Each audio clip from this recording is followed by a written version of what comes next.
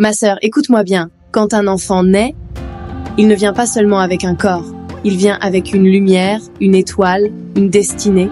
Et cette lumière, si tu ne la protèges pas dès le départ, le monde peut la voler.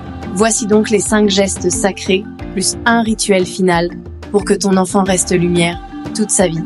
Première chose, réclame le cordon ombilical de ton enfant à la maternité.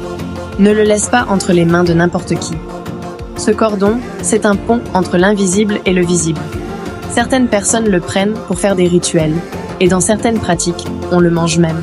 Alors, toi, protège ton enfant. Prends ce cordon, enterre-le dans la concession paternelle, avec un peu de sel, une parole de bénédiction. Que ton nom grandisse, que ta lumière ne s'éteigne jamais. Deuxième chose, fais attention à la cérémonie voix bébé. Tu vois ces fêtes où tout le monde vient, donne des cadeaux, porte l'enfant? C'est là que beaucoup d'enfants perdent leur étoile. Ce jour-là, la maman est joyeuse, mais elle oublie de protéger. On porte l'enfant de main en main, et les gens viennent avec des intentions qu'on ne voit pas. Ne laisse personne poser des objets sur ton enfant. Ne garde pas tous les cadeaux. Et surtout, purifie ton enfant avec de l'eau salée le soir même. Troisième chose, les premiers cheveux de l'enfant sont sacrés. On ne les coupe pas comme ça, et on ne les jette jamais à la poubelle.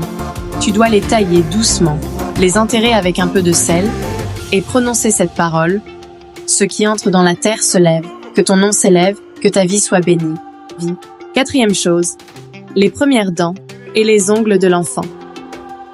Les dents de l'enfant doivent être jetées sur une toiture. Pourquoi? Parce que la toiture est le symbole de l'élévation. Les ongles, eux, ne se coupent pas avec les dents. On les coupe avec un ciseau propre et on les enterre.